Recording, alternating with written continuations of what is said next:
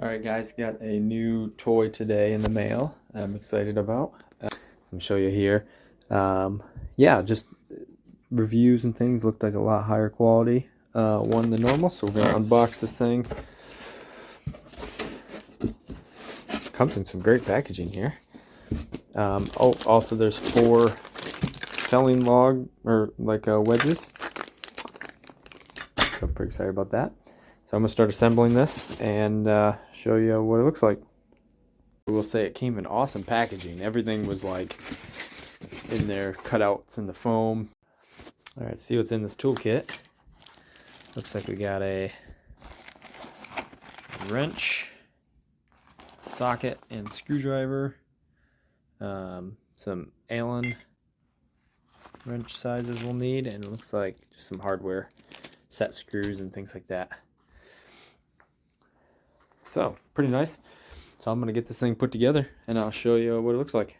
Alright, so we're out in the garage now. Got this thing put together. Pretty nice. The only downfall that I see is I thought there was going to be a lot more of these quick change handles, but there are a lot of these nuts like this that you have to loosen when you want to move things. So that's the only downfall here, but got the this is an MS291c we just bought.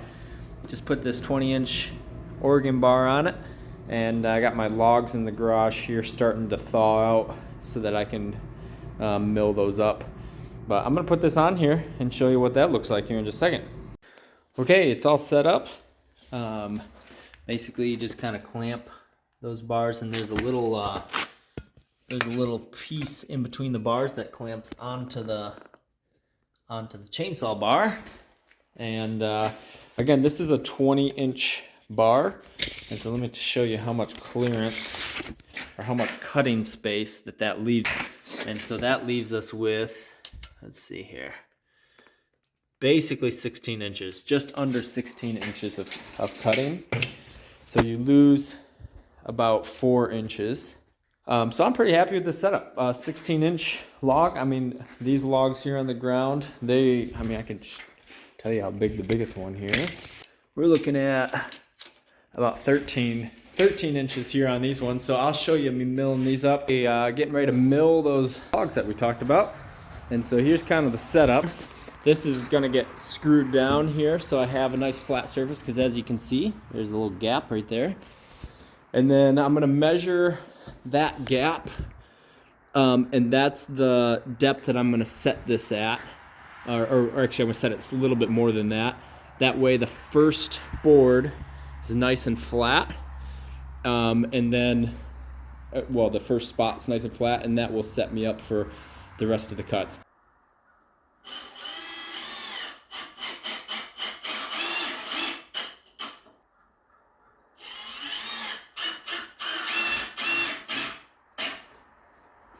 So one update, I'm actually going to set the depth, the gap there is 2 inches, but I'm actually going to set the depth at 4 inches, and the main reason for that is because I'm taking into account the board as well as the gap. And then I want to make sure I clear my screws. I have 3-inch screws, so I want to make sure I clear the screws as well. So just wanted to update you on that.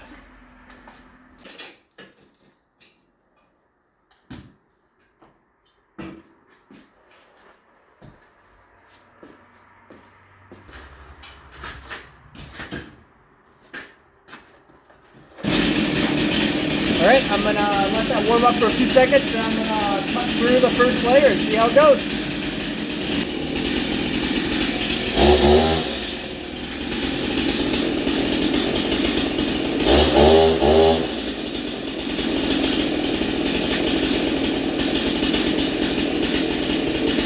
All right, I'm having some issues. It won't rev up, so I gotta check that out. I don't know if the blade's getting caught somewhere. Oh,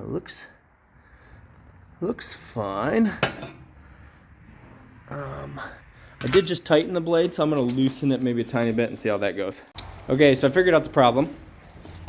Since this has a sprocket in the end, I had this clamped a little too far towards the nose, and I think it was pinching the sprocket, and so this couldn't spin. And so I moved that back, make sure obviously these are on the bar.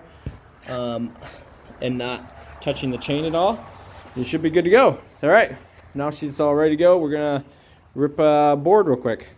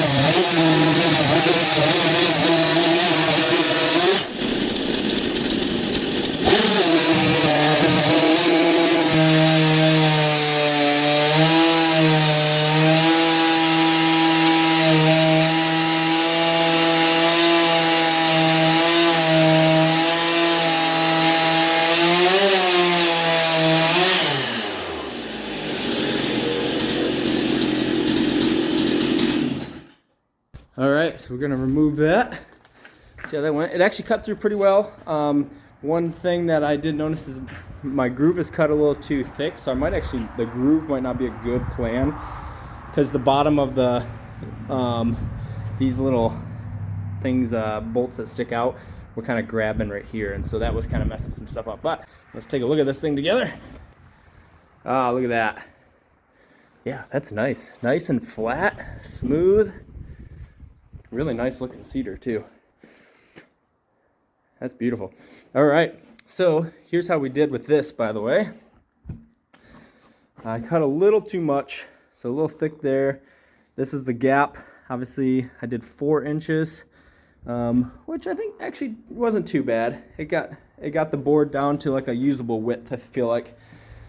So now I'm gonna modify these stumps a little bit, or actually maybe I'll just use these ones because they're flat.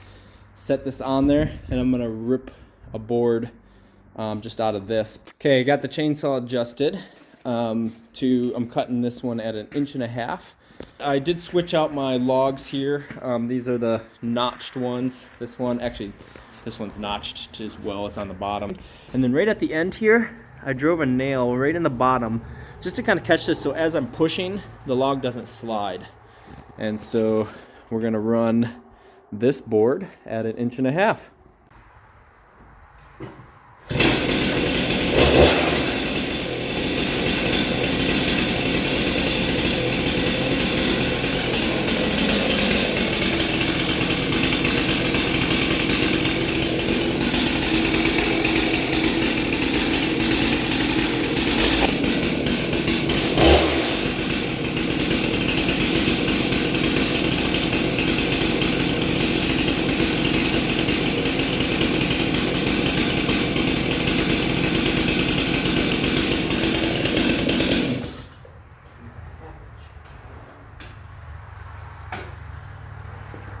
All right, so this is why you measure twice, cut once.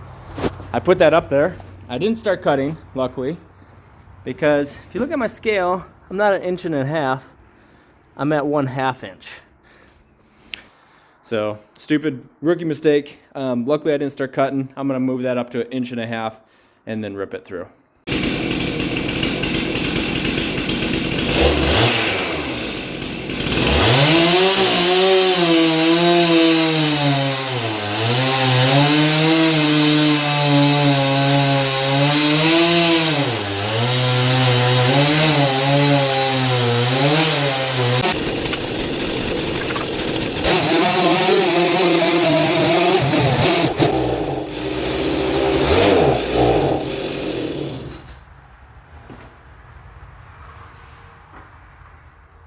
Well, ran out of gas.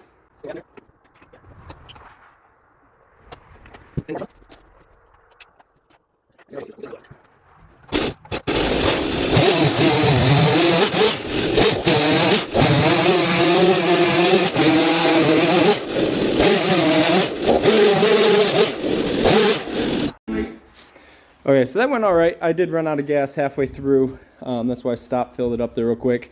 The other thing is, I'm finding with this, is these stick out pretty far. these little nuts. And so I was getting to right in here, and I just kept running into it on the bottom of the log. And so I got to figure out a better way to hold logs so that I'm not, when it's getting thin at the end, because this end I didn't have any issues, but I need to find a way. But also these little wedges come with it, and that's helpful to kind of keep the log up so it doesn't pinch the blade. So anyways, let's take a look. There it is. Look at that. Beautiful, nice uniform cut. Wow, look at that wood. That is gorgeous. This little setup is pretty sweet. I don't think I could do crazy amounts of milling. Here, I don't think you could do crazy amounts of milling with it. But yeah, the Stihl 291c, it's a 55cc saw. Similar to like the Husqvarna Rancher 455. Again, I have a cheap $50 bar on it. And this is the Chainsaw Mill. It's a great little setup. It cuts awesome. And again, here's some views on the cut there. This is obviously pretty soft wood, being cedar. If you're gonna be doing a lot of oak logs or walnut or stuff like that, you'd probably want a little bigger saw. My plan is just to do a little milling here and there, a little cutting around the house here, felling some trees and stuff. So this is gonna work for me for now, and maybe someday we'll go a little bigger. But thanks for watching. I hope you enjoyed this content. If you did, feel free to like and subscribe, and I'm gonna keep trying to make some more videos, just doing stuff around the house here. So we'll talk to you later.